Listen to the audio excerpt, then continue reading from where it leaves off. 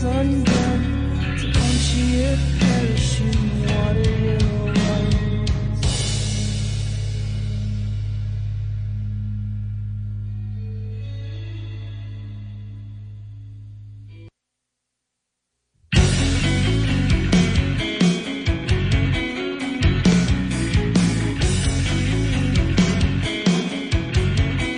Where can I find the rent where all of my money's been saved by an accident? It's 44 ill intent, except what you all I know now. To be around, it takes its toll on us. If you can't control more than a doll, substantial growth undone.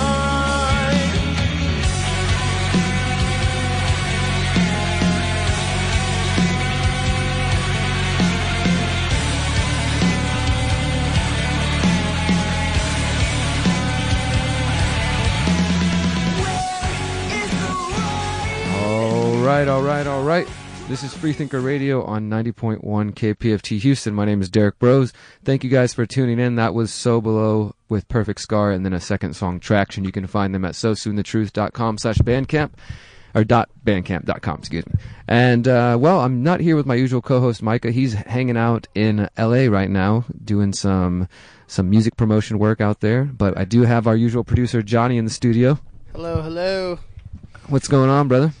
Not much, man. Just trying to survive this heat index out there, walking dogs. Yeah, it's definitely getting warm. I feel for you out there in the heat, brother, walking them dogs. But I'm sure the dogs appreciate the walking, getting out there. I feel for the construction workers. You guys Dude. are real MVPs. Yeah, shout out to my brother. He works construction. He likes to tune into Freethinker Radio every Friday here on 90.1 KPFT Houston. So if you're out there working, Mike, or coming home from work, hope you enjoy what we got. We're going to have a guest here call in just 3-4 minutes. We're going to hear from Lori. She's involved with the upcoming Houston Millions March. About a month ago, we talked to Candace, who is also involved in this march that's coming up on August 31st. So today is August 2nd. So we're just 4 weeks away. We'll get into that. We'll hear from her a little bit about her background, why she's involved, what she cares about. And we're going to get updates from them throughout the month because we think it's an important activity and one that our audience may be interested in. And we'll get into all that. And, of course, this week locally there was lots of news. Last week, Johnny, I know you were out of town, but and I missed the show too. Micah was here alone. But last weekend, we'll get more into this probably after the caller. There was a press conference on Thursday related to the Tuttles. New information being brought out from the family's lawyers, and then there was a march on Saturday early morning afternoon at the Tuttles neighborhood, which was pretty cool because I actually got to, I say pretty cool, but it's like we're coming together to host a memorial and march for people who were murdered by the Houston Police Department back in January as part of the No-Knock Raid. And of course, anybody who's listened to our show knows we've been following this since the beginning. I had questions, and now those concerns have been confirmed. We know, of course, that there was at least 2 different officers lying about an informant, lying about buying drugs. 2 people and their dog Star are dead. Nobody has been held accountable. 2 of the officers were allowed to retire. I guess if you call that being held accountable. So that was the repercussions? They didn't follow through with the suit, or it's not over yet? So what's going on right now is the Harris County DA here in Houston, where we're at, the Kim Ogg, the DA's holding their own investigation. So they have all this info from HPD, which if you guys remember a couple of weeks ago, we told you that HPD actually only responded and handed over the documents that they have once the DA sent them a letter threatening them and saying, if you don't turn over the documents by this date, we're going to file suit against you. So HPD waited till the very last minute to hand over all the documents. I say that with quotations. You can't see me, but we'll assume that they're being honest, right? But so they handed over all the documents. The family has handed over everything they have because what we realized is HPD really didn't do much of an investigation. That's why the family hired a private forensic investigator to go do their own investigating. They realized that HPD left behind all kinds of evidence in the house, including the fatal wound, the bullet that actually killed Regina Nicholas. So they hired their own private forensic investigator. And this is not just some guy off the street. This is a well-known forensic investigator who has decades of experience in government and outside of government doing forensic investigation. He went to the house in May and did, compiled lots of evidence, and he's been going through that. And so last week's press conference was basically them saying, here's what we've gathered so far. They filed some paperwork in a local court and said, if we do go to a lawsuit, this is the court we're going to file it in. So basically they're putting the judge on notice and saying, here's what we have so far. We're not officially filing a suit yet, but we are preparing to. So, it's basically them taking the first steps to get ready to file a suit. And they're putting the courts on notice, and they're trying to let them know that they believe HPD has failed them and has done an insufficient job, and they will continue to investigate it. So we'll get more into that in just a moment. I think we have our caller here with us. We're going to talk about the Houston Millions March. We'll get more into this topic. And, of course, we want to take your calls at 713-526-5738. That's 713-526-5738 if you want to get more into what we're doing here. You want to call in, listen in. And I do believe we got Lori on the line, so we'll go straight to her. How are you doing? Hi, I'm doing good. How are you? I'm doing great. You're on Freethinker Radio. We appreciate you calling in, and I'm glad we were able to make this happen. We were kind of telling the audience a little bit about what you're calling in for, but go ahead, and before we get into the subject matter, introduce yourself to everybody and tell us a little bit of background about who you are. Okay, so my name is Lori Rains, and I am a nursing student. I go to UTA, and I have gotten into the medical field recently just because we're being mandated so much that I feel like if all of us just leave the medical field, that's not going to be helpful. So I'm joining the medical field while everyone else seems to be leaving because of mandated vaccines. So, yeah, I'm with the Millions March. And that's like a grassroots organization that just got started by a couple of people who 6 years ago did a Millions March against Monsanto. And a bunch of people saw that memory on Facebook and said, hey, we should march against mandatory vaccines. So that person was Allie French and Mary Ellen and Maggie. Anyway, and now we have 20,000 people across the United States that are marching against mandatory vaccines. So that's how it got started, and then I'm just the Texas representative, the Texas leader, and I'm one of many Texas leaders. We have 11 events in the state of Texas, and so I'm heading up the DFW event, but we have events all over the place from San Antonio, Houston, and, a lot of major cities, and you can find us on Facebook under Texas Millions March.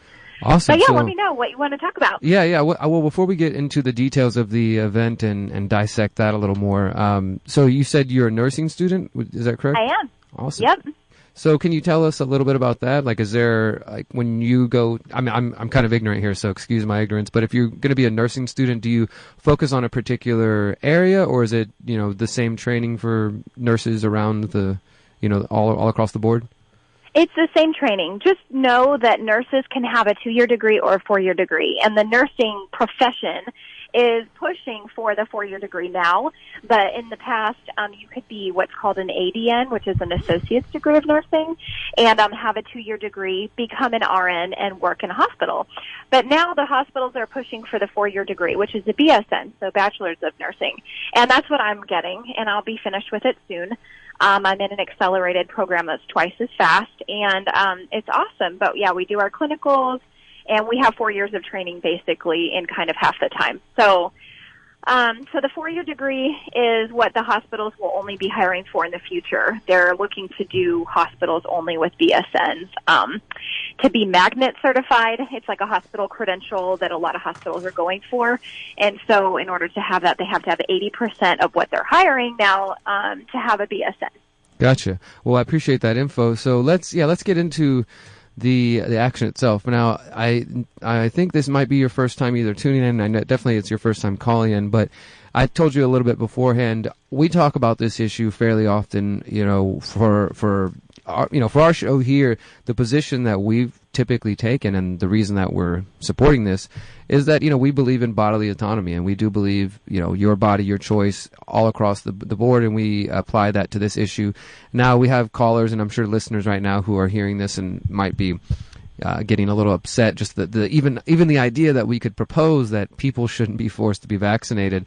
So let's get into this a little bit more before we get into the details of the event. Why is this important to you? Like, why do you think that it's worth taking your time? This is going to be August 31st, like going out 9 a.m. till noon, being out there for a couple hours, marching, talking to people, spreading awareness. Why is this something that's important to you particularly? And why should the listeners care about it? Well, for me, I believe that the government has no business telling me what to inject into my body, whether I'm a nursing student or whether I'm just a regular Joe working a job. They're coming out with an adult schedule to force adults to go back and get boosters and everything. And listen, if you're 35 like me, you've had less vaccines than the average 6-month-old baby. You've literally in your entire life had less vaccinations than a 6-month-old baby nowadays, because the schedule has gone from 5, in the early 19s, to 24 in 1983, and then in 2019 we give 72 vaccines. So it's tripled almost, and it's ridiculous. The government has no business telling me what kind of treatments I have to have, what I have to inject into my blood or my baby. So that's really how I feel. But personally, my child has had a vaccine injury, and so I have a personal connection to this because I've watched my child changing, the immune system be disrupted, and not be able to tolerate anymore. And part of the reason that she goes through this is because we have a genetic mutation called MTHFR. And a lot of people don't know what that is, but 30 to 50% of the population carry it. And so it's a genetic defect that affects your methylation pathway. And all that is to say is just you can't detoxify the same as a normal person. So I didn't know this. I did vaccinate her, until a certain age. And she did have damage to her immune system, and her B cells wouldn't remember, and they wouldn't fight for her. And the vaccines did nothing for her. She could get tested, her titers, and she wasn't even showing immunity, which antibodies really aren't immunity anyways. And to be part of the herd, for example, you actually have to acquire the natural disease. So it's not a fake acquiring of something that you can be part of the herd. The actual herd immunity, the term of herd immunity comes from, acquiring the natural disease. And so that's where you get the immunity from. So, but unfortunately, go ahead. Can I just interject there real quick? Yeah. So to the listeners who are hearing this, because again, we're going to get calls as soon as we hang up with you, people telling us we shouldn't be on the air. We should be taken off the air for even discussing these kind of things. And then of course, people who are supportive and like yourself say, hey, I have a child who had an injury after vaccines, and we've talked about the vaccine injury court. We've talked about all these different things and brought it to people's attention.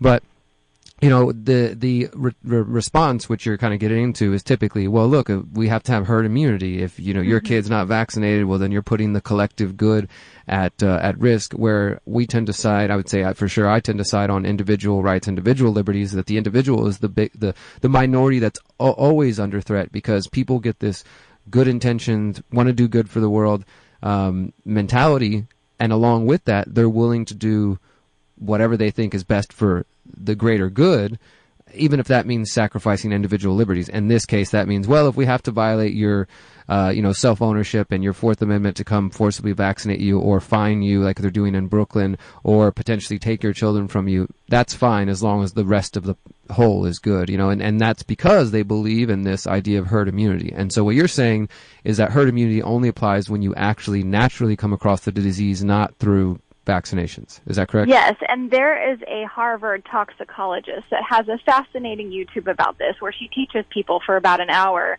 and her name is Tatiana, and I literally couldn't even say her last name if she paid me, but she's Russian, and she's amazing. So if you just look up Harvard toxicologist, natural herd immunity, she has a whole hour-long thing on it, and she's from Harvard. So, it's not just my research, it's not just my opinion, this is facts, and this is something that's really important, though, because, the herd, or the impression of the herd, is a little bit skewed, and I think that that's important for people to maybe even know. And also just the fact that like the MTHFR genetic mutation is so common. It's almost 50% of population, but you wouldn't even know you had that unless you had it tested. My question is, are there any other mutations like that would cause adverse effects, maybe even in the smaller population? There are, so, yes, and there's many different types of gene mutations. And actually, for example, vaccines haven't even been tested. If you look at a vaccine insert, okay, I'm not talking about the one-pager they give you at the doctor's office. I'm talking about the 18 to 40 pagers that come directly from the manufacturer. And you have to look up the name of the vaccine and put on Google, like, I don't know, like the name of the vaccine, DTaP, or the name of the actual vaccine. I can't think. It's like off the top of my head. But you just put product insert, and then it'll come up with the FDA's product insert. And you look on there, and under 13.1, it always says it's not tested for carcinogenicity. It's not tested for genetic mutations. It's not tested for infertility. There's so many things that these vaccines are not tested for. We're supposed to be forced to take this untested. Yeah, and I mean, some things are tested, but they're not even against a proper placebo, which is like the number 101 of science, right? I mean, you can't test something unless you have a proper placebo. And testing, just FYI on vaccines, against an adjuvant is not the same thing as testing against saline. And the way that the schedule is given has never been tested. Nobody can ever show me that because we don't have it. Yeah. So and they're not even comparing vax and unvax like they should be to find out, like, could there be something going on? Because they don't. I truly believe they don't want to know, and they know what's happening in a lot of cases, and they do nothing. Well, we appreciate all this detailed information. I definitely encourage all the listeners, if, we just went over a lot of information. If you missed some of it, do check out the archives. We put these online on YouTube as well. You can check it there. But let's start to wrap up and talk a little bit about the march. I know we're going to have either you and some other people from the march on in the coming weeks as we lead up to the march, but let's talk about that a little more. So it's happening August 31st. Tell everybody where it's going to be at and all that good stuff they need to know. Well, each place is in a different location, of course. It's in their own cities. As far as Houston goes, Travis Park is what we're doing downtown. And I know that they have a flyer going and everything like that. Like I said, I'm the DFW leader. But, in San Antonio, we've got it. Oh, my goodness. No, Travis is in San Antonio. Hey, Mark, you guys, just 1 second. Houston's in Harris County, so we're down here in the south. I believe it was going to be at Herman Park, from what I remember. Yes, Herman. I'm so sorry. Okay, so yes, I'm the DFW leader. We're doing it downtown at the courthouse. Austin is going to be at Zilker Park, and then we've got Houston at Herman, and we've got Tyler at Bergfeld. So this is happening all over Texas, then, right? Oh, yeah, all over Texas. And San Antonio is the one that's Travis. I'm sorry about that. So, no worries. But lots of public locations just gathering together for the simple fact that we're just marching for our First Amendment constitutional right, like just to not have the government tell us that we have to inject. And, I remember you saying, like, why would a pro-vaccinator care about any of this? Because they might not mind vaccines, right? And so, like, they might want to get their child vaccinated. But I just challenge you to think about it this way. Like, I have family members who vaccinate, and they say, well, I don't mind, vaccinating. But I said, well, what if your child had cancer? What if your child had an immunodeficiency disorder like mine? Or what if you just wanted to skip a flu shot? Like, what if you just wanted the option to skip? And when it's a part of the CDC schedule, you don't have that choice anymore. For example, California has lost those choices. So if their child has cancer, they vaccinate them anyway on the schedule. And if they're immunodeficient, they'll vaccinate them anyway on the schedule. So you won't have the choices to delay. I mean, a lot of pro-vaxxers that are friends of mine, they delay their vaccines. They do one at a time, maybe one a month, something like that, where they're not receiving 6 to 9 viruses in one day. Or 5 pokes doesn't mean just 5 vaccines. Some of those pokes are 3 vaccines in one. Yeah. So combo vaccination, things like that, like Pentacel is 5. So we have to be considering, like, what's in the best interest of this child. And if you did want to vaccinate, maybe doing it in a safer way or being aware of MTHFR and starting your search. Gotcha. But, just really knowing, that you wouldn't have those choices, even as a pro-vaxxer, if the government really took over. Yeah, I appreciate you sharing all this information because, as I said, I kind of jokingly mentioned that, like, people tell us that we shouldn't be on air. But no, it's a reality. Is sometimes folks do get upset, and I'm sure even there are some people being triggered just by this conversation, just by you suggesting that. Please call us. Yeah, we want to hear from. That's the thing, is we encourage that dialogue on this show, because we feel not only with this issue, but especially with this issue, there's so much wanting to. And I know you're probably aware of this. There's Facebook pages being taken down for even discussing the things you're talking about. There are books being taken off of Amazon. There are, hashtags being censored on Instagram and Pinterest and things like this. So the information, or just say a parent trying to look for information, is being pushed to the fringes or pushing off the internet instead. Oh my gosh, I can give you a perfect example. I mean, Google literally just became a pharmaceutical company over the past matter of weeks. And so because of that, when you go and try to search just for information, to find out more information about what I'm even talking about, they censor everything that you're finding on Google now. Exactly. So it's pretty crazy. And we need to be able to have a dialogue about these. So I definitely recommend everybody look up the Texas Millions March, the Houston Millions March for those who are here in Houston. This is taking place more than just in Texas as well. There are going to be actions, if I'm correct, all around the country. There's 20,000 people all around the U.S. So. Cool. So check that out. Look it up. It's happening August 31st, maybe somewhere near you. You can get involved.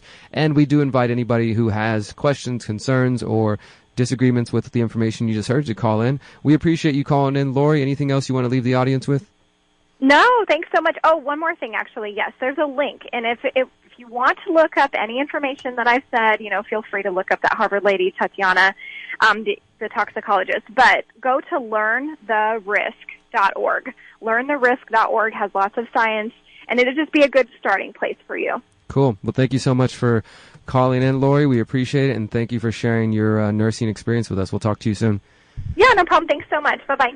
All right, that was Lori talking about the upcoming Houston Millions March against mandatory vaccinations. And you're listening to Freethinker Radio in case you just tuned in. This is, of course, a show where we bring you uncensored news and opinions. We talk about local events. We talk about local news, which we're going to cover more of that in a moment. But we also encourage and seriously want more dialogue. We want you guys to call in about controversial issues, because, listen to the words we're saying. Don't make assumptions about what you think we're saying. Instead, listen to the things we're saying. Listen to the things that are being presented.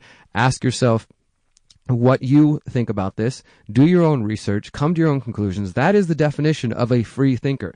When we talk about on the show, when we say Freethinker Radio or the Houston Freethinkers, when we talk about these words and these labels, we mean it in the truest sense. We want people to be free-thinking, individual, beautiful, powerful people who can come to their own conclusions, who can think critically. There's not enough critical thinking in this country. There's a lot of shut each other down because, well, you're a left and you're a right, or you're a blue and you're a red, you're a donkey, you're an elephant, or you're not a politically active and I'm politically active. There's so many dividing lines, and I'll just say it. The powers that be, the powers that wish they were, various elements that are at the top of the pyramid of power, they would like for us all to be fighting and divisive and screaming at each other and not seeking solutions, looking to each other on the community level, trying to find ways to come together and create dialogue. And that's what we're about here. So agree, disagree, doesn't matter. We want to have a conversation, and I think we're going to go to a caller before we take our first music break. Well, not that one. Let's see who we got on the line. Yes, my name is Rita. Hi, Rita. What's on your mind? I wanted to say my background is also healthcare. I even went to nursing school back in the 80s. And then later on I got a degree in social work, and then I went on into human service. With a graduate degree. And so I absolutely agree with everything she says. I called, I think of maybe April or May, you guys, and I told you about my grandmother who owned a daycare in the 60s and 70s. And when people found out that one of the children had measles or chicken pox or something like that, or a cold even, they would bring their children. They would spread the word, and so she would sometimes get new babies or toddlers or even young children just by word of mouth that there was some kind of outbreak, quote unquote, and they got over it. They got better, and they have that natural immunity. And I even had chicken pox when I was 16, and everything just went well for me. We just did things the natural way. And even my son, I had him have his just first, vaccines when he was born because I had no choices in the hospital. But after that, no more after age 1. I did not have him have any more vaccinations. Now, once he's an adult, if he wants to do whatever he wants, that's up to him. Sure. But even now, he says, no, don't get flu shots. He'll tell that to friends, even to his dad. No flu shots. Remember, don't this, don't that. Just make sure it's natural. So he's been raised to think that way. So I thought I'd just share that and ask her if she could talk a little bit about the homeopathic, quote unquote, I'm putting that in quotes, vaccination remedies that people do as well, because I've done that before when I was going to a relative's home and they said, oh, there's whooping cough going around.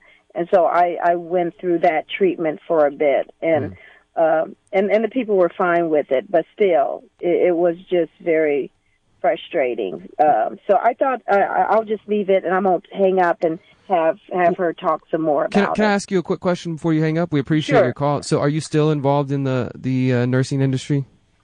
I'm considered a medical social worker, but I'm also an educator because this is a 21st century, So we wear different professional hats now compared to what we used to.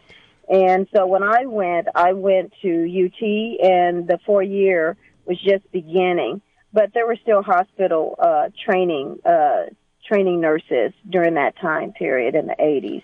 But no, I respect nurses. I highly but right now I'm not doing that anymore. I decided to go the holistic. I went to a holistic medical school as well as chiropractic college, and so that is where I ended up going later on. Well, thank you for your call and for the information you have, and thank you for keeping it natural. We'll talk to you soon. Yeah. Take care. Bye-bye. All right, we're going to go to one more caller before we get to some music. Who do we got on the line with us? Hi, hello, yes. What's your name? My name is Monty. Monty, what's on your mind? I would like to know, any of you guys have a passport? Passport? Yes, I do. Yeah. Ever done any traveling to Central America, South America? Yep. Yeah? Do you have to get any inoculations before you went? You ever been to a place like Guyana or somewhere? No, I haven't been anywhere where I've been forced to get inoculations yet, no. So if you plan on traveling to this country, what is going to be your reasoning? Are you going to circumnavigate the mandatory inoculations? Well, I guess, that's a different situation, right? Because if I'm voluntarily choosing to travel somewhere, then I understand all the preconditions. But we're talking about I'm living in the city of my birth. No. Yes, but my point is the theory behind this. Say you're not voluntarily traveling. Say you have a family emergency. That's still a different situation from what we're describing. Did you see what happened in Brooklyn, where the mayor issued a mandatory vaccination order and said that parents have 48 hours to vaccinate their children or face $1,000 fine and then an additional $1,000 fine? Because that's what we're referring to. Because that's what we mean when we say a mandatory vaccination order that we think is just completely wrong. But that is still a mandatory vaccination by definition. Sure, but I have a that's a little different because again, whether family. And you know what happens if you travel to a country without a mandatory vaccination? Are we going to communicate, sir? Or are we going to talk over each other? We're communicating. You're just trying to steer the discussion. No, I'm trying to show you that you're talking apples and oranges. No, well, those are still both fruit. Just take a breath. Take a breath. It's all right, and we'll get our points across. Now here you go again. You're accusing someone of being emotionally driven or something because that's some type of defense for your lack of an explanation. I think people can hear it. I don't know if I have to accuse anybody of anything. Really? No, I can tell it's your condescending attitude that's slightly annoying. Well, that's fine, sir. But look, what I'm trying to say is we're talking about mandatory vaccination orders. You're talking about somebody traveling to another country. And again, if somebody doesn't want to, which incurs a mandatory vaccination. So if I don't want to travel to another country, then I guess if I choose to travel to another country and that's the rules that they go by, well then I guess I'll do that. But we're talking about I'm in my home city. I'm living here. I'm just going about my business. One day, the local government, state government, federal government issues an order and says either comply or pay a fine, or what's going to happen after that fine? What do you think? Where do you think that goes? It's going to eventually they're going to come collect that fine. What if you say, I don't want to pay that fine? Do you think they're just going to nicely go away? Eventually, you can take that to court battle. That's your right. Eventually, men with guns, police will come arrest you, if not take your children. And you can take that to court, and that's your right. And you're, so I should have to fight in under court? Social contract. I don't believe in the social contract. I didn't sign anything. Did you sign it? You don't have to sign a social contract. Did you sign a social contract, sir, when you were born? What a juvenile point of view. No, I'm just you live in a society. Of course, you don't sign social contracts. I live in a society, but that doesn't mean that we all agree upon the way things should be organized. I mean, for one, I'm sure if I asked you what do you think is the proper role of government, we'd have probably immediate disagreement, because I don't think the role of government is to take care of public health. I think that's an individual personal responsibility. The role of government is certainly to take care of public health. Well, like I said, that's an area that obviously we you're not disagree. old enough to have ever remember seeing anyone with polio or anything. Well, you can make assumptions all you want, but I don't know that somebody having polio means that overrides individual liberty. Again, like they can say there's a measles outbreak or something. That doesn't mean to me that when your individual liberty encroaches on other people's safety and their livelihood. Did you hear the last caller about herd immunity? What do you have to say about that? Because that's basically the crux. That's the crux of your whole argument. No, it wasn't a personal argument. Scientific research. That's a personal. She talked about a specific researcher looking at the differences between acquiring a disease the natural route or through vaccines. Single researcher, awesome. I mean, that's one name that we're listing here. If you want to, we can go sit down with a computer at a local coffee shop and look this up if you want. I've been down this road, and I don't need to go to coffee shops. I've read plenty. Okay, well, we both read different things, and that's fine. But what I'm saying here is that you're basically, and this is the crux of the matter, is you believe in collective good over individual liberty, and that's just where we're going to have to part ways, because I will never say that your health or the collective good is more important. Are you for high capacity semi-automatic firearm weapon confiscation? I'm not for the government confiscating anything from anybody. I'm not for empowering the state in any way. I don't want to empower the government to be locking people up for violating immigration laws. I don't want to be empowering the government to come collect fines or jail parents so you're basically vaccinations. Looking for utopia. No, not a utopia. Long list of things to work on. I am fighting for preserving individual liberty, not collective good. So that's what it comes down to. Like I said, that's where the crux of the argument really is: those who believe in collectivism versus those who believe in individual liberty, and that's it has nothing to do with. That's the root of our disagreement. That's the root of our disagreement. Contract of where you live. I'm an individual that exists in the society. Liberty endanger other people. No, I don't. I disagree totally. I don't buy the herd argument. I don't buy the herd immunity argument. Yes, I understand that. Weakened immune systems that, by proxy of people who ignore vaccinations, are placing those people's lives in danger. And the people who are weakened immune system, like you said, who would be forced to vaccinate, like one of our last callers, what happens to those people? People who cannot be vaccinated. What about those people?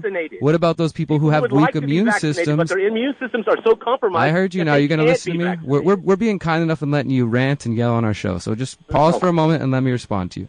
Now, the lady was talking about people with weakened immune systems where the vaccine causes a reaction to them. You're talking the other way, but they're both important. So I appreciate you calling in, but we're going to go to our next caller. Yeah. No more callers? All right, cool. Well, that was a good, fun call. I hope you guys enjoyed that. We're going to go to some music. Well, the last caller did have a comment. She called back and just wanted to let people know that she's gone to other countries and not been inoculated. So okay, well, there are ways around that. There are ways around that, but we appreciate that, and we invite that caller to come hang out and come into the studio. We'll have a discussion.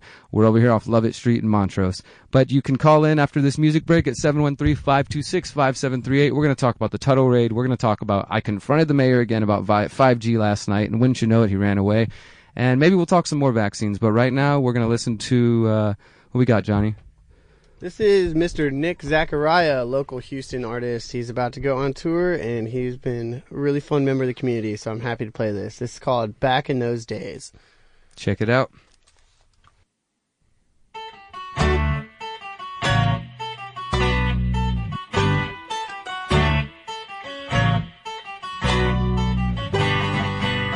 Rode my bike to the interstate, I stepped under that bridge. There I found the remains of who I was when I was a kid. A liar and an ugly cheat, yeah, I guess not a lot has changed. The funniest or saddest thing is I got more drunk back in those days than I said. I was more drunk back in those days.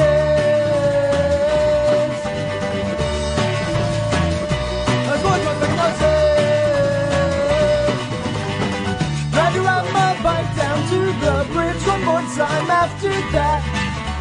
least I made an attempt, but I hopped on my bike and both my tires were flat. So I walked to the store where I 5-finger scored an air pump.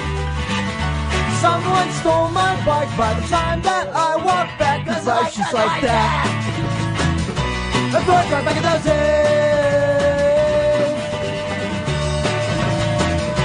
I'm going right back in those days.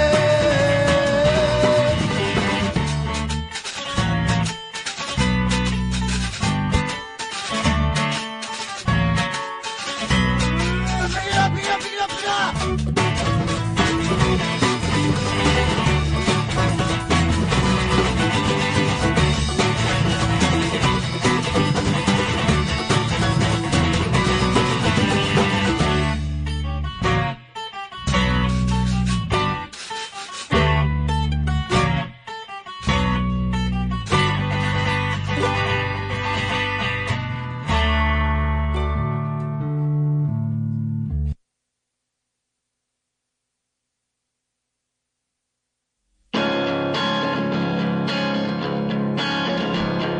Here's a short story about a dying hollow.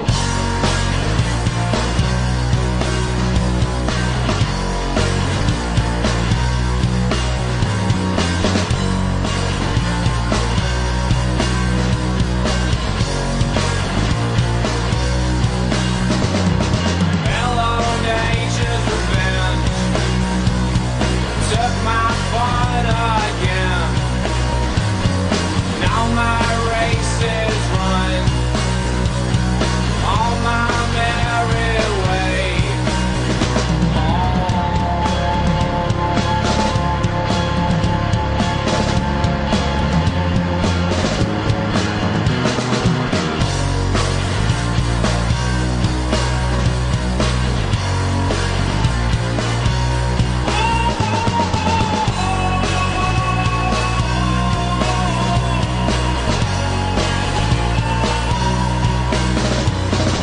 She's my rocket pack, tied to my back.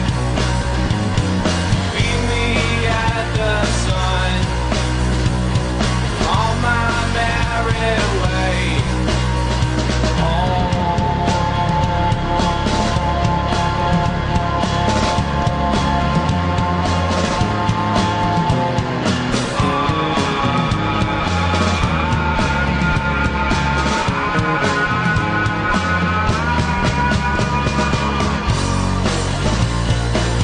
Oh, he's my friend.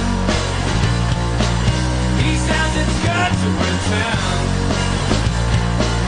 He's got his magic machine. They'll put you down on your knees. 'Cause when you're down on your luck, you throw your hands in the mud. He said these bodies are mine, and all these words are divine. Oh, you stand for the song.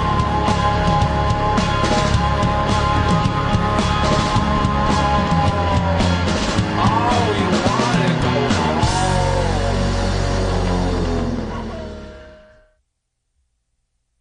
All right, welcome back to Freethinker Radio. This is 90.1 KPFT Houston. My name's Derrick. I'm here with Johnny. Hello, hello. We're all taking a deep breath after that last call. Into the nose. Serenity now, serenity now. So All right. Disagreements. Yeah, I just want to say that to that caller, if you're still listening, if you're not, just throwing your phone at the wall or whatever, that, we do seriously open dialogue. That's why we call it Freethinker Radio, as I was explaining just moments ago. So we welcome all opinions. We're going to keep taking calls, but I'm going to continue with the news. And so if you're calling in, let Johnny know what your topic is. If it's the Tuttles and police killings, no-knock raids, if it's vaccines. I know lots of you guys got things to say about vaccines. We'll talk about that as long as there are callers. But there is some important news to get into. So we're going to get into that. But let's keep the callers on hold for a moment. So first off, I want to say to those who might be listening from elsewhere and those in Houston, there was another fire at a chemical plant this week in Houston just a couple of days ago on the East End, Baytown, just east of Houston, which is not far from where I live, unfortunately, and not far from where we're at. And this is the third chemical plant refinery fire in the last 6 months that we've talked about. And again, another warning, or another, I guess you could say, a call to shelter in place, to keep people inside if you're west of the plant in Baytown, which is where I know I live there. I know Johnny lives west of the plant. Did you see this, Johnny, a couple days ago? This plant explosion? ExxonMobil plant, third one in 6 months. People are starting to sue already. Yeah, there was reportedly 37 workers were injured, and as of this morning, one of them filed a lawsuit. And then just a couple of hours ago, the Chronicle reported that a second ExxonMobil contract worker who was injured in a fire, has filed a lawsuit in recent days. And according to a press release, there was an explosion at the Olefins plant around 10 a.m. Another worker told everyone in the vicinity to flee. Then a second explosion, and it burned and burned for hours. This man had burns to his head, neck, back, arms, and hand. He's seeking monetary relief of over $1 million. Again, 37 people were injured, and there was a press conference earlier today at 1:30 discussing this. Now, there might be further lawsuits, I expect, if there's other people. I mean, 37 people are injured, right? I expect to see 37 lawsuits more than likely. An ExxonMobil spokesperson says the company is currently reviewing the lawsuits and will provide updates as they become available. And so the lawsuit, what does it say? He's seeking $4 million or something. I don't know if there was an exact number, but over $1 million. So right, over $1 million. Exxon just made that right now. Right now. $1 million is not hurting them at all. I'm just being real about it. I hope that this guy's $1 million can help, recover whatever wounds he has and maybe pay for medical bills and things like that. But the unfortunate reality is that companies like this who live in the city of Houston, you've heard some people in the station refer to Houston as the Petro Metro, and that's because we're an oil and gas city where nearly everybody who's got money in the city is involved in the oil and gas industry in one way or another, whether you're a secretary, or whether you're low level, or you're, big executive or an engineer or what have you. It literally fuels this city. And unfortunately, when things like this happen, there's not really repercussions. A lot of the time, I've seen, honestly, some of the power with that lies in the juries of these cases. As far as the lawsuits? Yeah, as far as the lawsuits, because you can choose to give them $1 million, or you can choose to teach the company more of a lesson with their safety guidelines and their environmental guidelines. And, as a jury, you can decide whatever amount is worth it. So I just wanted to throw that out in case anybody ends up on one of the jury cases for these. All right, we got a couple of callers calling. We're going to get to you guys in just a few moments. I know we're starting to wrap up in time. We'll get to calls, but I do want to cover another story before we get into those calls. So we talked about the fire. I was talking about the Tuttle raid, the no-knock raid that took place. So for those who are unaware, just to be aware, a no-knock raid, a no-knock warrant is when the police, a law enforcement officer says, somebody over at this house has weapons or drugs and they're dangerous. And so they go and get permission which is basically a rubber stamp, to go into someone's house without knocking and identifying themselves as law enforcement. Instead, they come in with a SWAT team. They, SWAT raid the house and come in guns a-blazing. This has resulted in injuries of police officers, and most recently in January, it resulted in the death of Dennis Tuttle and Regina Nicholas, who live here in the Houston area, and their dog Star, their pit bull Star, which was killed by HPD. And as I was saying earlier, a press conference recently showed that the family hired a private forensic investigator, which found that the police lied. The police claimed that the dog attacked them at the front door. Guess what? The dog was shot 15 feet away from the door. The police said that Regina Nicholas went for one of the officer's guns and was going to kill an officer, and then one of the other heroic officers shot her dead. Well, now new forensic evidence shows that the fatal shots that killed her when she was sitting on her couch in her house on an afternoon, those shots were fired from outside of the house by Houston Police Department officers without them being able to see her. So think about that. You're sitting on your couch on a Saturday afternoon, and all of a sudden gunshots start ringing out and bullets come flying in from outside your house, and you're shot dead on your couch. That's what happened. And she was killed. Dennis Tuttle was killed. Again, their dog was killed. That information, there's still more details coming to light. The lawyers are still working on this, the forensic investigator. And I'll tell you what, Johnny, when at the press conference, it's pretty rough to hear this stuff. Most of her family, Regina Nicholas, is in Louisiana. The mom is 85 years old.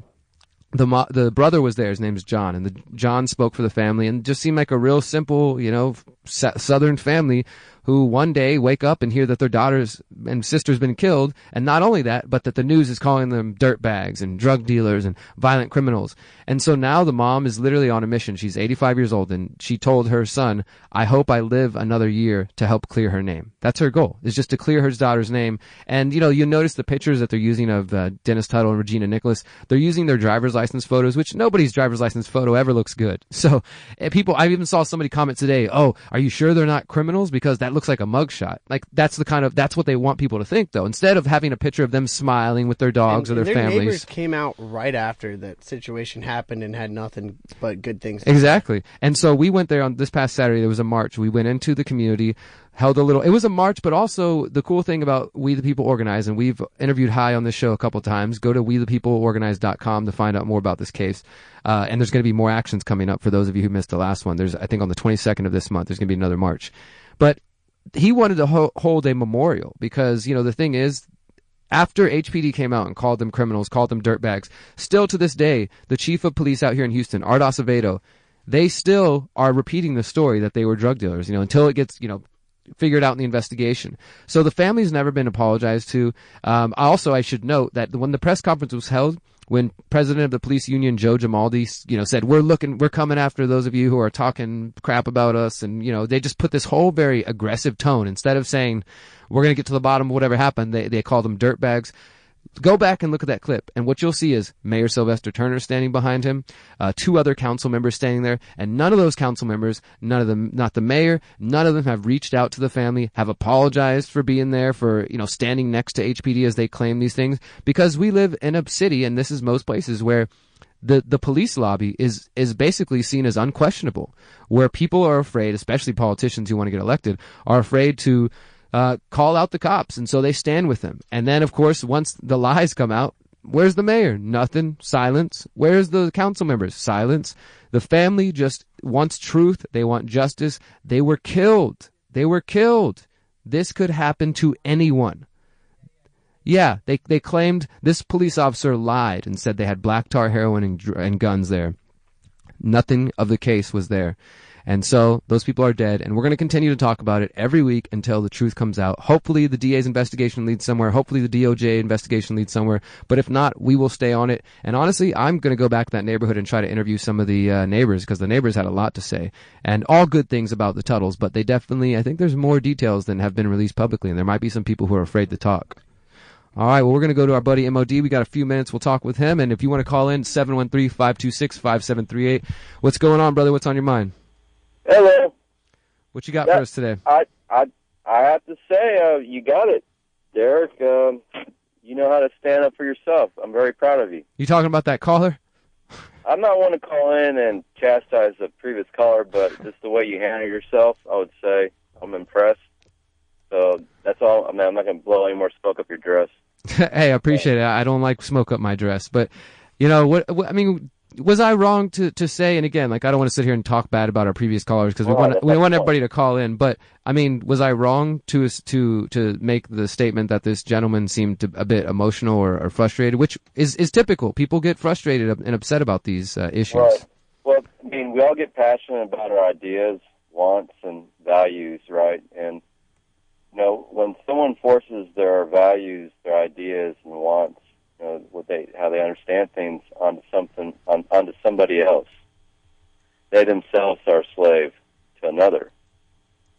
Yeah, so absolutely. You need to sit back and, you know, but the platform was, my first time I called in earlier this year, I said, man, you guys open it up and have critical conversation. The ones that can come back to the table and actually think clear are the ones that aren't owned to ideology or a value structure that they're slave to themselves. Yeah.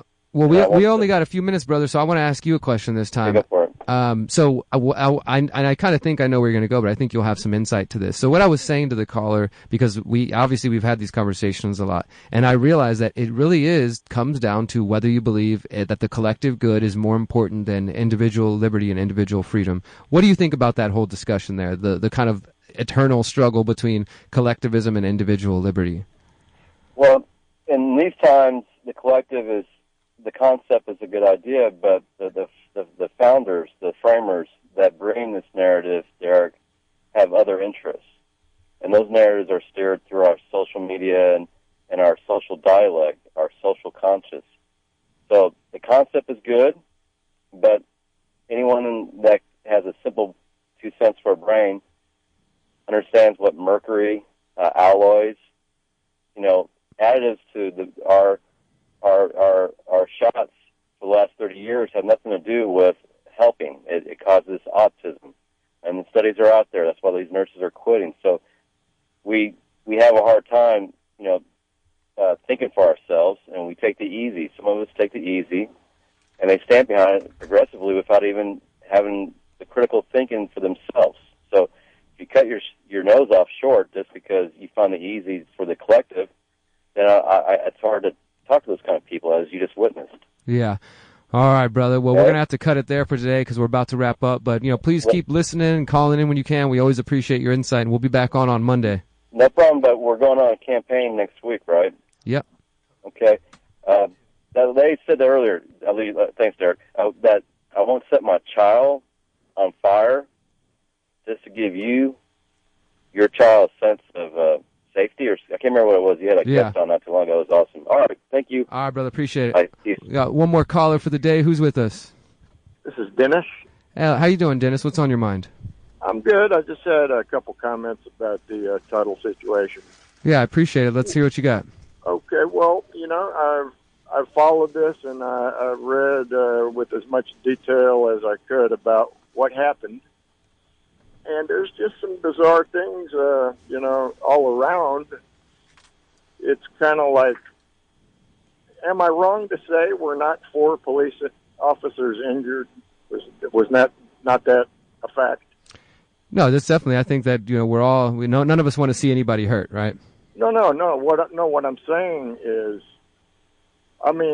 Dennis Tuttle must have been some kind of a badass, because I heard that the weapon that he had was a .357 Magnum. So imagine, you hear someone kick your door in, maybe your dog is shot seconds later. Maybe the shots that killed Rogina came from outside. Maybe they started shooting into the house when they heard gunfire that they didn't associate with their own guys. But I don't think I would. If I was Rogina, first of all, I wouldn't have been sitting on the couch when the door got kicked in. And I'm not saying they're at fault in any way. I'm just saying that there's just some weird stuff going on. Now you got Mr. Tuttle with the .357 in his hand. Boy, that was awfully quick. The guy was like Rambo. And he starts firing, obviously, at people that he doesn't know is busting into his house.